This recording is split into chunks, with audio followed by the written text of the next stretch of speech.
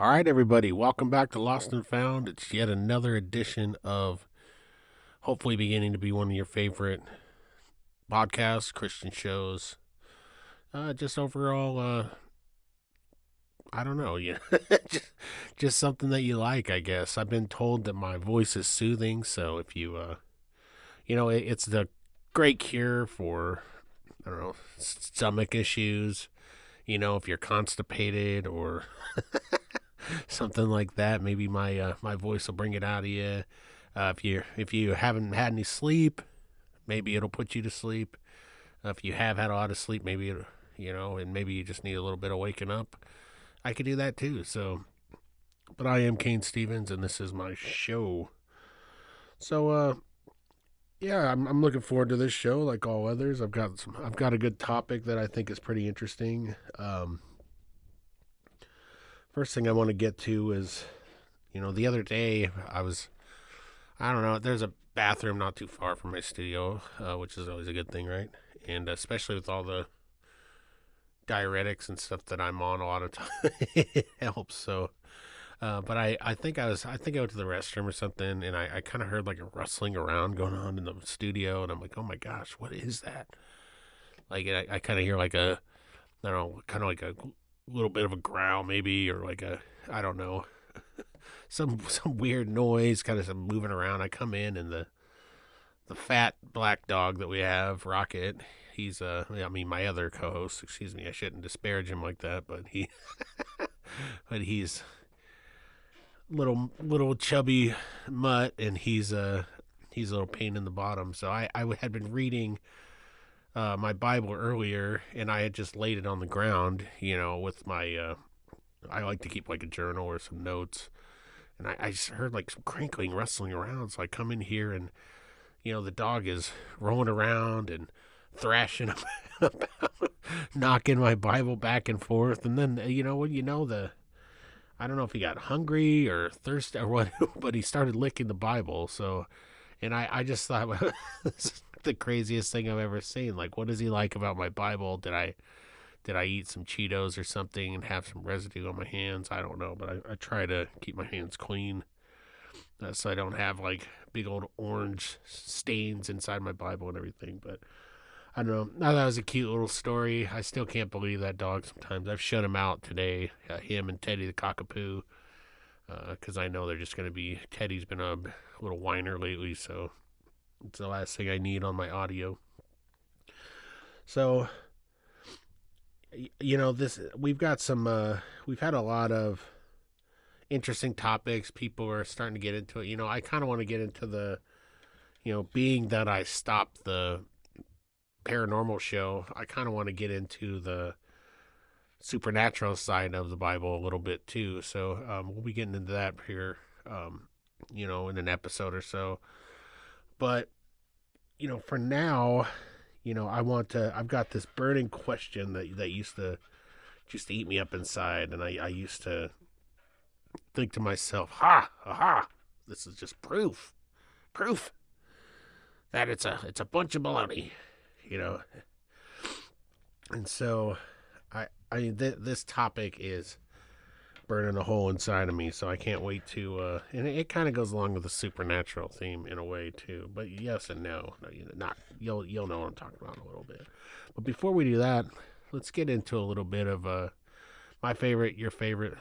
Let's get into a little bit of Christian news. Christian news. All right, so if you watch let me be careful not to say so I don't get sued by the NFL. The super game, the big game, here like everybody else did not too long ago. You probably noticed if you're a big commercial watcher like we are when it comes to my wife. She that's really all she likes about the Super Bowl. Really, it seems like, and she's a football fan. So, but she's just not into the NFL. So, anyways, this one I'm going to take from CNN.com so that I can mix it up a little bit. I did a Fox News story last episode. So let's mix it up here and see what old CNN has to say. This was done the Monday after the Super Bowl. In between star-studded advertisements and a whole lot of football, this year's Super Game watchers are being taken to church.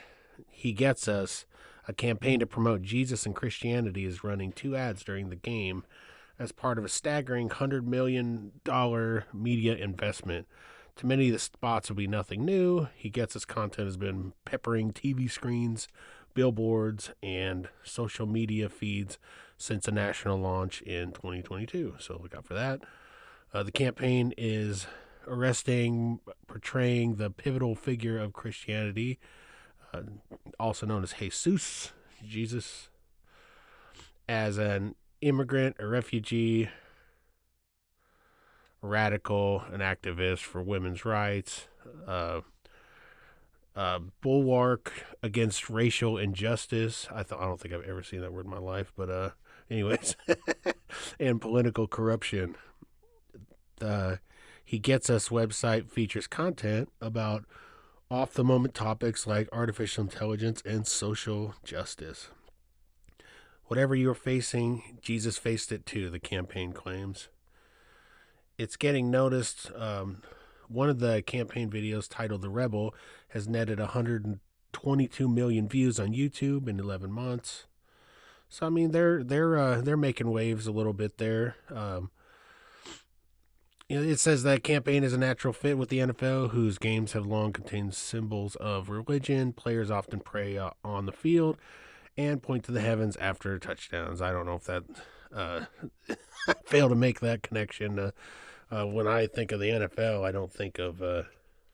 don't necessarily always think of Christianity in the heavens, but I mean, I guess however you want to put it together. Certain details about the He Gets Us ads have set off alarm bells amongst young people and those skeptical of religion. 2 groups the campaign is specifically trying to attract. Some of the campaign's major donors and its holding company have ties to conservative political aims and far-right ideologies that appear at odds with the campaign's inclusive messaging. Oh boy! And then here comes the old negativity train, shall we? I'm just gonna blah blah blah blah, skip over. Yeah, it's just the same thing over and over again. I didn't necessarily intend when I first started reading through this article to go that route, but I mean it's kind of hard to basically.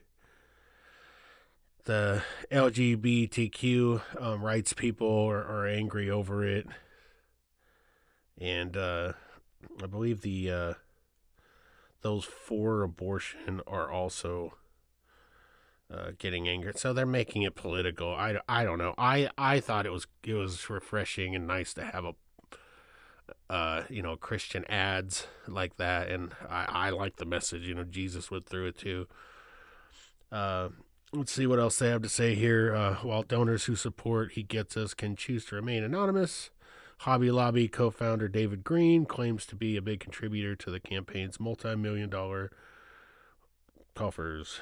Hobby Lobby has famously been at the center of several legal controversies, including support of anti-LGBTQ legislation and a successful years-long legal fight, which eventually led to the Supreme Court allowing companies to deny medical coverage for contraception on the basis of religious beliefs.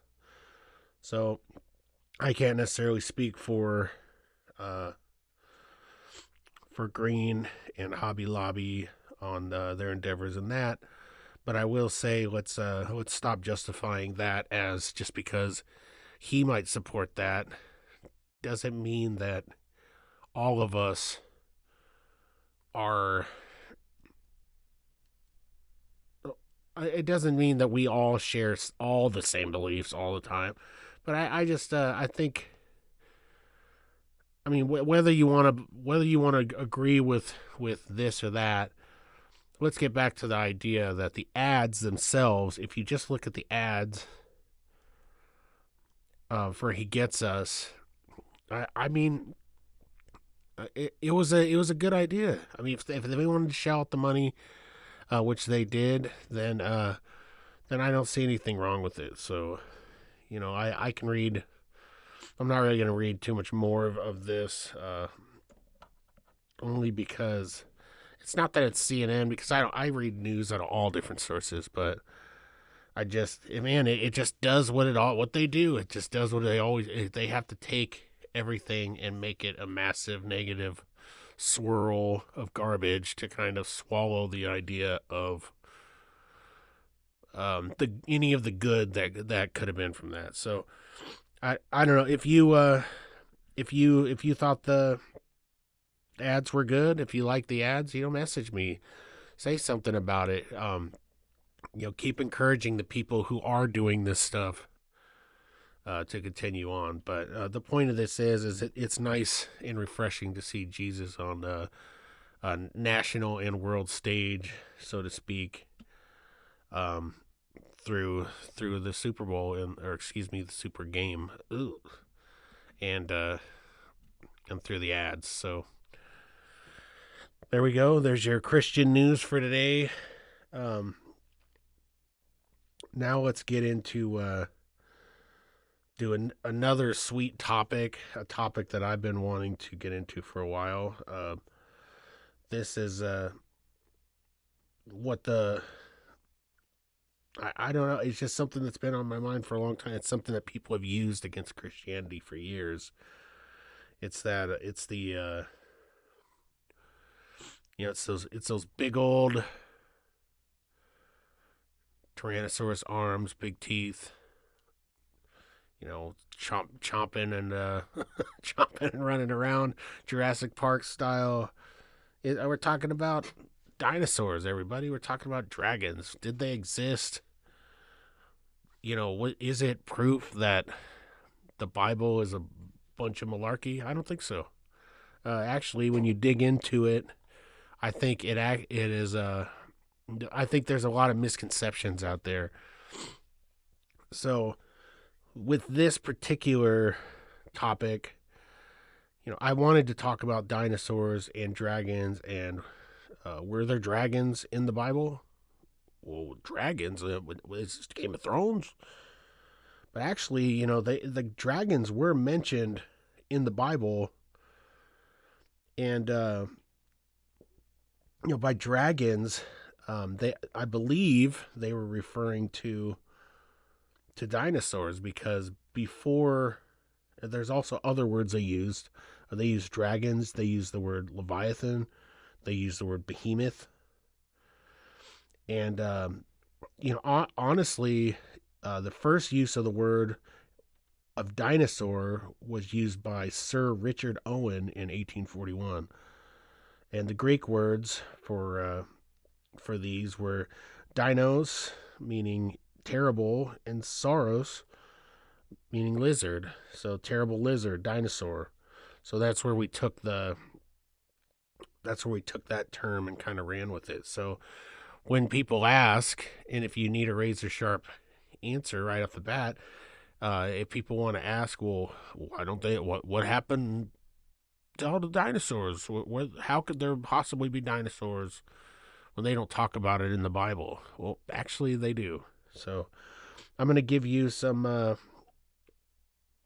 going to give you a little bit of knowledge here, and hopefully you take something from it, and maybe you can make a case for yourself. But this really opened my eyes. This is something that I used to wonder all the time.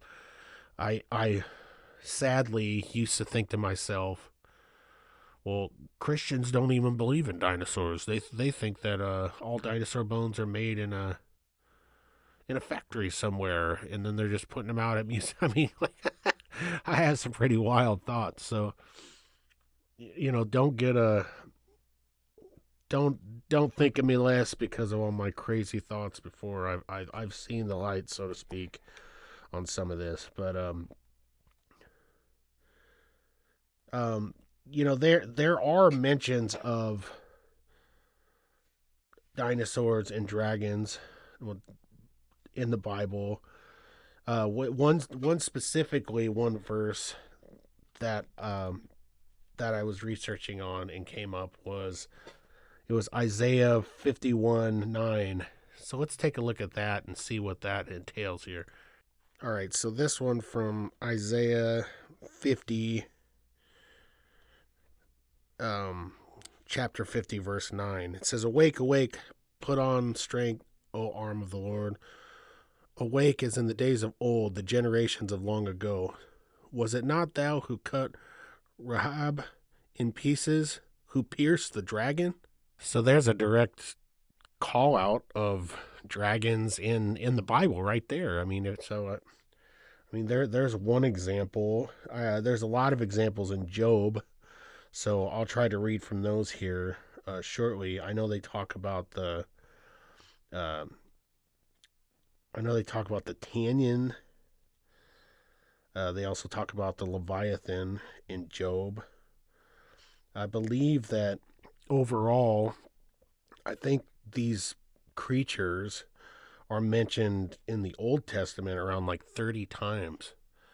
So to me, that's pretty telling, isn't it? I mean, if we're gonna sit here and try to disprove that Christians even believe in dinosaurs or believe in any of this stuff, um, then who are the Christians you're talking to? Are they even reading the Bible? I mean, what are they reading? Because it's right there. I mean, if it mentions something at least 30 times, then I would say that's a pretty good assumption of that they were real. I know there's a lot of questions, and I know those of you who are doubting are going to ask yourself all the same questions that everybody asked. You know, you're going to ask about what about before the flood? What about during the flood? Where did Noah put all these massive creatures? I believe personally, I believe that before the flood, dinosaurs cohabitated with people. Um, I believe that during the flood, in Genesis, let's see here, in Genesis 7:13, and I'm paraphrasing here because I don't have it right in front of me immediately, but it's talking about Noah and his family taking every beast of its kind, two of them. Okay, so couldn't it be possible that being that God was working with these people and this was a major deal, that they took babies, they took small creatures that they could round up? I mean, if God is control of all these creatures, then surely they could have handled this feat. But it would make the most sense to take the smaller.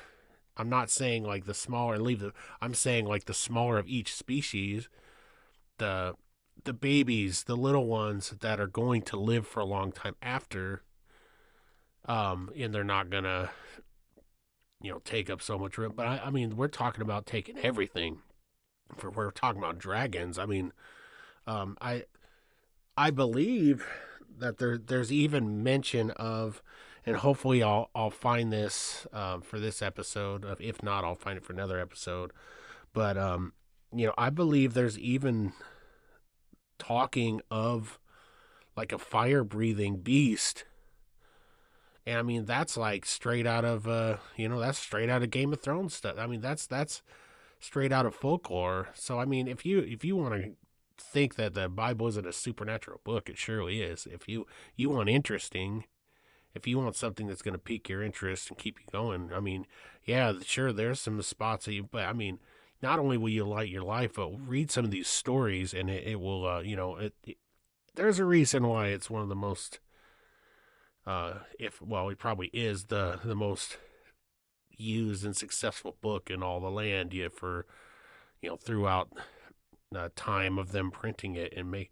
So there's a reason why the Bible's the number one bestseller. You know what I'm saying? Like, so get on board with that. But I'm just saying, like, just from a standpoint of intrigue, if you're intrigued by this at all, like here in Lincoln, we can go to Moral Hall and we can look at all this stuff, and we can look at dinosaur bones, and they're all set up and put together, and uh,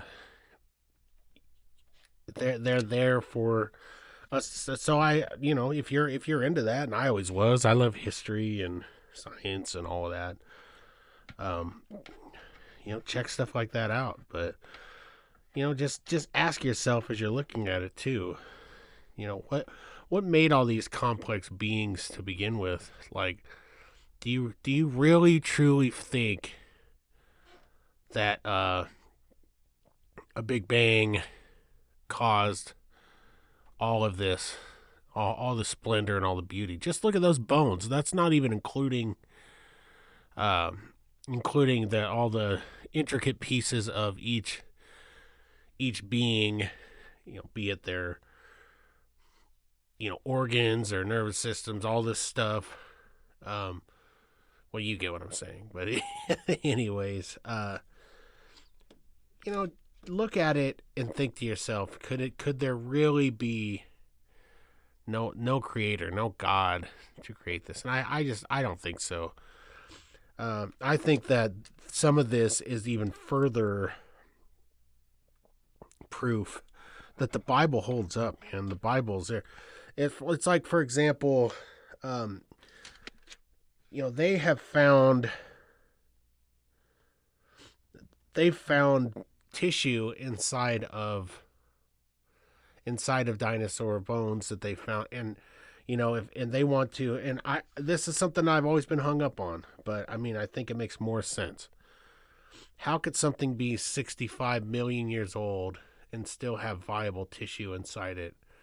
Maybe I'm just some run of the mill idiot, but and that's probably what I'll get ostracized as.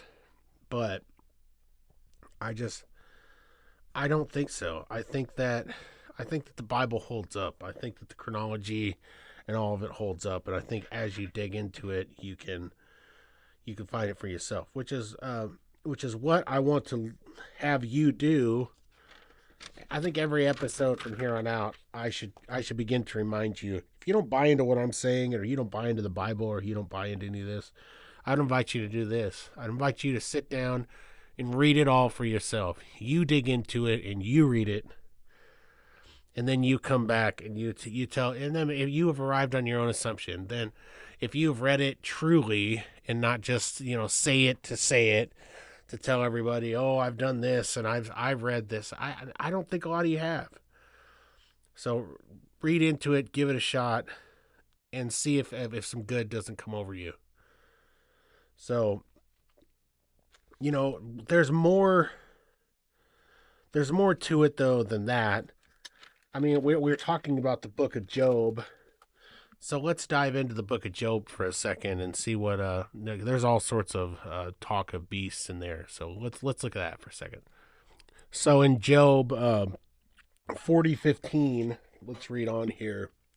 It says, "Behold now, Behemoth, which I made as well as you, he eats grass like an ox. Behold now his strength in his loins, and his power in the muscles of his belly. He bends his tail like a cedar. The sinews of his thighs are knit together. His bones are tubes of bronze. His limbs are like bars of iron." So I look at that and I think to myself, with that description, that doesn't sound like an elephant or a hippopotamus to me, which is something that a lot of doubters have brought up, saying, because in some translations, I believe that elephant or hippo is being used in this particular thought, but that doesn't sound like that to me. I mean, that sounds to me, and maybe I'm fooling here. I don't know. That sounds to me more like a brontosaurus. I know they talk about them being herbivores, and it just, to me, it sounds like a monster creature. So let's read on. Also in Job 41:2, let's just read Job. Job 41 for a second. Can you draw out Leviathan with a fishhook, or press down his tongue with a cord? Can you put a rope in his nose, or pierce his jaw with a hook? So once again, that sounds like a massive sea creature to me, a Leviathan. So, I think that, sure, it could be some sort of sea life. I think that dinosaurs have existed. I think that, within the Bible, I think that they're mentioning it here. I'm not going to pull up all 30 or more mentions of the Bible, but I wanted to at least provide, a couple examples here. But I've laid out for you the mention of dragons. I've laid out for you a mention of Behemoth and Leviathan, and the descriptions there in Job. And it's not just in Job. It's, I provided you with one from Isaiah. And I just hope that you'll look at this and you'll at least begin to think for yourself and without just listening to hearsay. And this is hearsay too, right? I mean, so I would invite you to check it out yourself.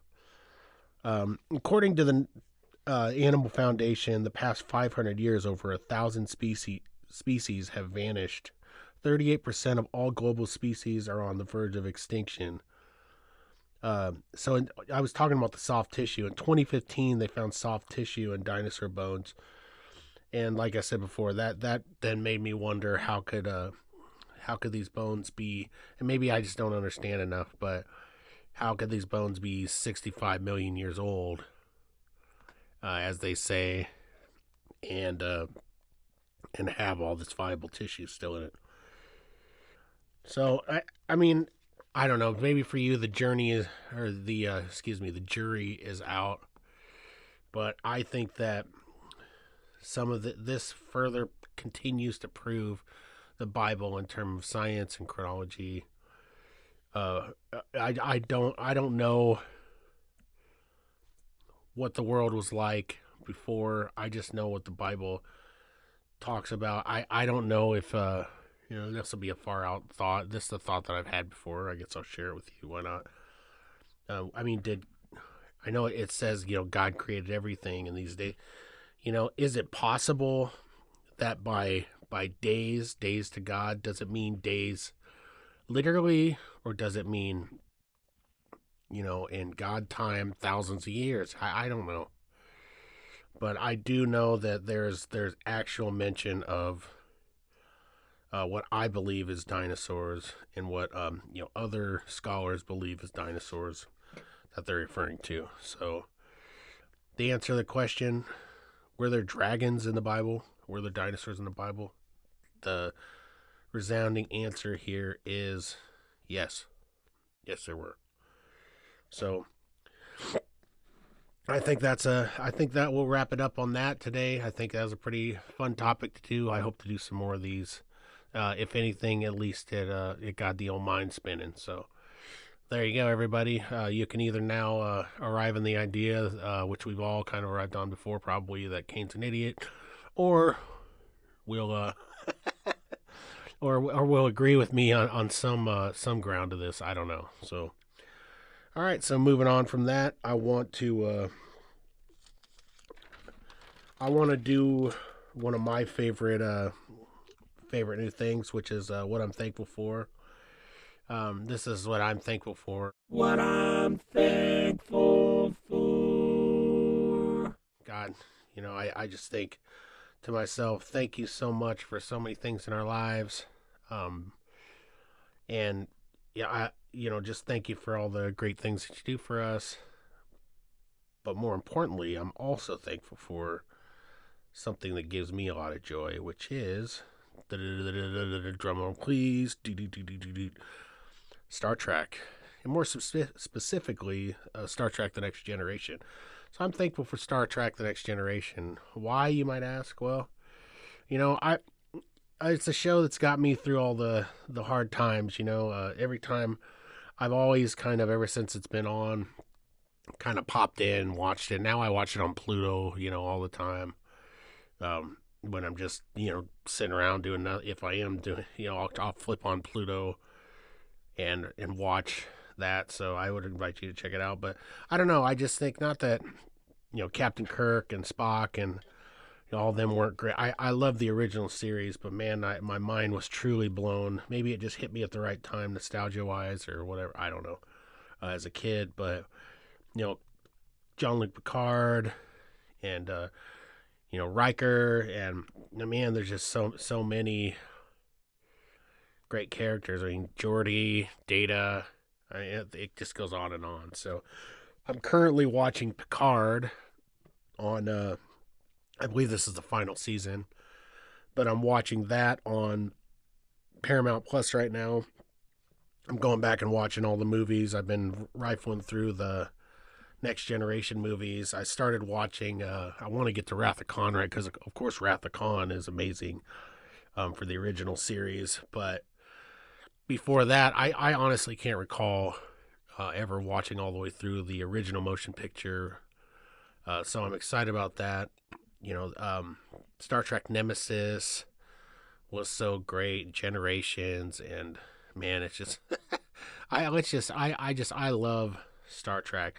And I'm not gonna draw my lines in the sand and sit there and say, oh, I like Star Trek so much better than Star. I love them both. I don't know. I do have a soft spot for especially this series, but they're all great. I got to get to watching I never did watch. I watched Deep Space Nine. I know there's some other ones out there. Obviously, a lot of them. I liked the newer movies, and the one where Scott Bakula is the captain. I need to get to that because Scott Bakula was always awesome. In Necessary Roughness, and one of my favorite shows, if not the favorite, Quantum Leap. So I got to get to that too. I'm sure he is going to make a fine captain once I watch it through. So that's what I'm thankful for. So thank you, God, for Star Trek and all of the series, and more specifically, thank you for the Next Generation. So there's your what am I thankful for this week. In closing, I'm gonna drop you. I'm gonna drop a verse on you here at the end. But in closing, once again, I want to remind you that if you don't buy into what I'm saying, or any Christian show or any Christian content that you're looking at, then I invite you to look into it for yourself and you arrive on that assumption. But I want to say this from a place of love and from a place of wanting to help. That if there's anything that I'm doing that can help, I hope it's not hurting. I really hope it's helping because there's people just like me, average everyday people who doubted for years, mocked, and just really just made a nuisance of myself when it came to the religious stuff. And you too can turn over to the not the dark side, but the light side of things, and you can find the truth for yourself. So I really hope you do. I love you all, and I really hope that there's some sort of change that can be made. I don't do this for any reason other than to help somebody like me. I love the podcast. I love the age of the podcast. I wish there was that when I was a kid. So I just hope for the best on all that. All right, so to close out here, let's go ahead and drop a verse for you. Drop it like it's hot. All right, so this one out of, once again, because I like to read the NASB, out of the old Holy Bible, as this one out of Matthew. This will be Matthew, and it'll be Matthew chapter 7, verse 7 and 8. Ask, and it shall be given to you. Seek, and you shall find. Knock, and it shall be opened to you. For everyone who asks receives, and he who seeks finds, and to him who knocks it shall be opened. So that one spoke to me, especially on a weird topic like dinosaurs and all this stuff, and just what I've been talking about is if you don't buy into what we're saying, read it for yourself. So ask and you shall receive, and listen to the Lord. Just give it a shot. Just if the Lord's knocking, let him in. So I hope you enjoyed it. I hope you enjoyed this show. I just want to give you some hope. It's a dark time right now. We're seeing a lot of darkness, a lot of bad things out there, and continue to pray for our leaders and our leadership, and pray for the people that we love, and just try to keep love in your heart. So thank you guys for listening to Lost and Found.